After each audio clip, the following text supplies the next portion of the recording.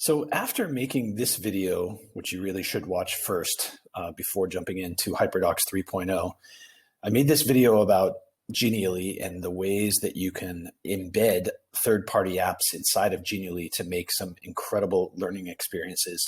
I started thinking about ways that we could apply that knowledge and that workflow, and I started rethinking HYPERDOCS. So for lack of a better word, I started thinking about HYPERDOCS 3.0. So of course, everybody's pretty familiar with HYPERDOCS. This is one of the samples that I grabbed off their website, and it's a fairly simple, fairly short exercise where the students are going to think about archaeology and think about virtual museums, and then their product that they're going to make at the end is actually building a virtual museum. So each of these pages has some essential questions and some other material, and then there are many links to other third-party apps. So in this particular page, there's a link to go to Answer Garden, where the students would enter in words around what they believe is revealed by this artifact's details. That's the call to action for the students. On the next page, we have an embedded YouTube video. Watch that, and then they are supposed to go to a Google form to answer certain questions. The next step is they go to an outside website where they have curated some materials for a virtual museum. And then after going to the virtual museum, you can see here that the students are supposed to go to Padlet and copy and paste some images. And then last but not least, you have another YouTube video. They're supposed to read the author's blog and then go into this Google Doc and then create a copy, and the students are supposed to do these things. Okay, so that's a quick review of this HYPERDOC.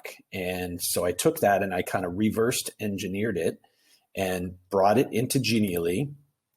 You can see here that I just duplicated the pages, and the finished product I think came out pretty good. So the way that you can deliver Genially is that you can set it up to be what is called a microsite. So as opposed to leveraging Genially as a presentation where you would slide from one page to the next, I've set it up such that the only way that you can navigate from one page to the other is through these hyperlinks down here at the bottom. So we're going to start with the essential question.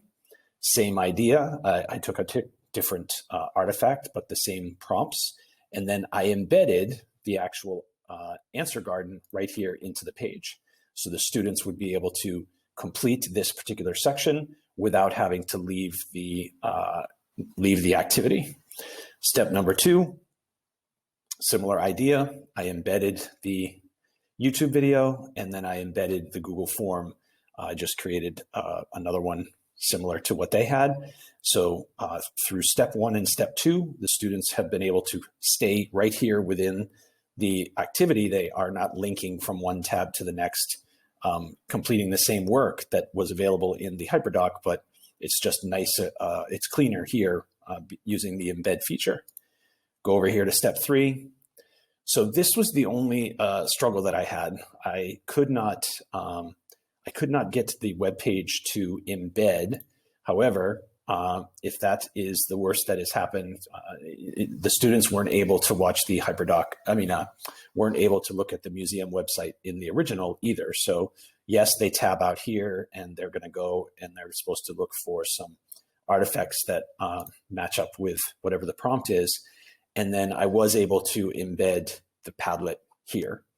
And then last but not least, the last page is embed the Google Slides video, embed the gentleman's blog so that they can read about how to set up a virtual museum of their own within Google Docs, Google Slides.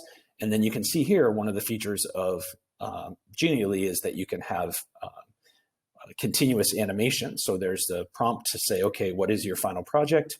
And then I just embedded that in one of these pop-ups that Genially has.